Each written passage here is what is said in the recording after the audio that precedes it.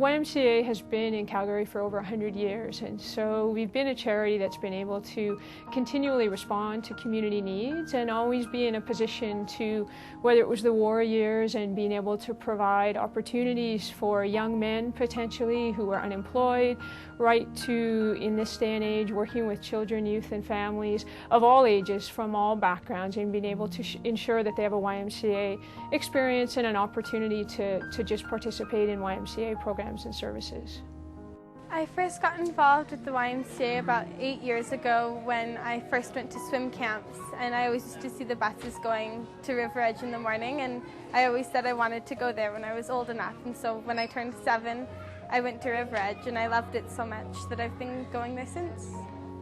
I think it's changed my life in a way that I'm more involved in my community and I can work better in school because I have the teamwork skills. Most of being a friend has come from the Y, and that's a big part of life. I think there's a variety of needs that we try to address. I think first and foremost we would probably say that every child should have the opportunity just to be a child, and every youth should have the opportunity to just go and hang out with their friends and have some fun and engage in things that for them are things that they enjoy and they think are worthwhile. But I think more importantly, the opportunity for these children and youth to be safe after school, to have a place to go where they're with caring adults, to have an opportunity to learn, to grow, to develop. And we talk a lot about engaging in healthy risk. So maybe instead of going to the mall and thinking about whether or not you might want to try shoplifting for the first time, or whether or not you might want to join a group of youth who might be engaging in gang-related activity or unfortunately violent activity, they can come and engage in risk that allows them to develop leadership skills and maybe learn how to stand up in front of a group and speak for the first time.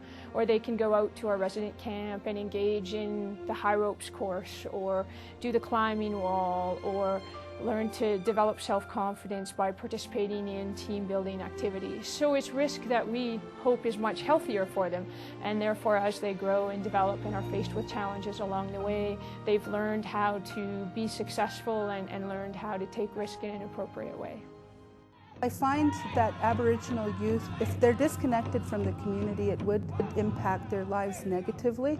And by being a sense of a community here at the Y, they feel the sense of belonging once again, belonging to something or someone.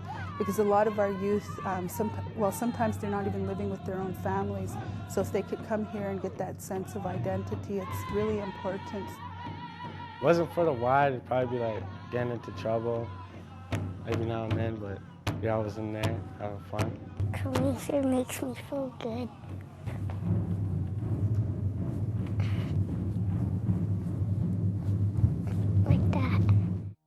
I've seen children grow from preschool classes all the way into leadership and develop into responsible, caring adults. In our society, it's becoming very complex. It's becoming very multidimensional. It's becoming very multicultural. And one of the great facets of the Y is that they operate across all the cultural boundaries, all the age boundaries, all the demographic boundaries, and the economic boundaries. And so they kind of cover the community, if you will. And they focus on, not exclusively, but they focus on youth. They focus on youth in need. Nobody's turned away from the Y. I mean, if you've got a need and you want to be in the programs, but you don't have the resources to do so, the Y have programs to help you. We don't turn people away because they don't have the necessary funds themselves. And so in my opinion, in this very complex society, in this very complex world, organizations like the Y and the traditions they bring, the history, the culture, the leadership, are more and more important. And they should attract more and more of our attention and our resources.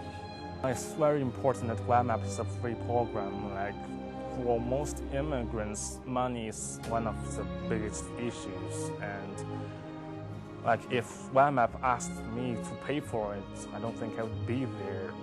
And yeah, it's very important that it's available for everyone. The Y is a really great place and it taught me a lot.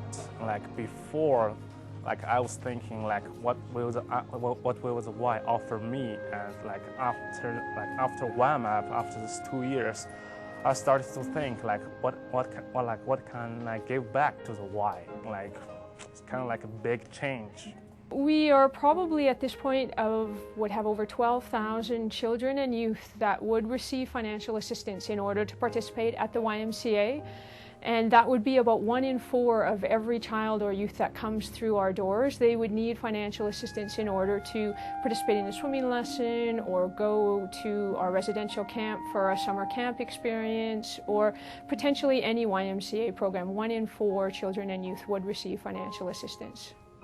Approximately 17 years ago, our family life was turned upside down, and my husband, who was the breadwinner of the family, was taken away from us, and suddenly I was single parenting 4 children, 2 years into 10 years. And a really close friend said, "Mandy, there is a program that the Y can offer Juliet and Alistair. It's called a Strong Kid program, and they'd be able to go to Camp Chief Hector." She said, "You just need to go down to the South Y, which is where I am today." So it has very fond memories, but also emotional memories.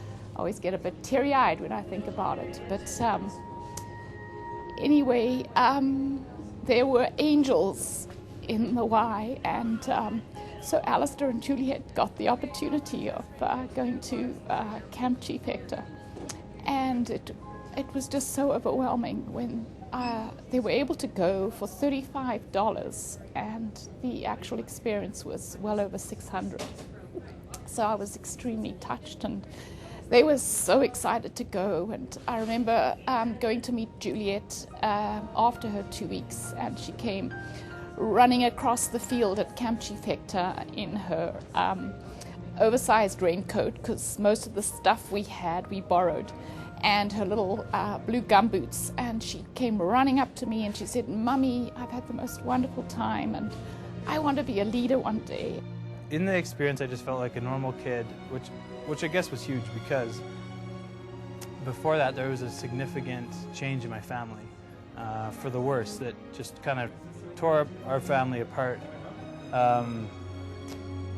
and we were just all in crisis mode. I was 8.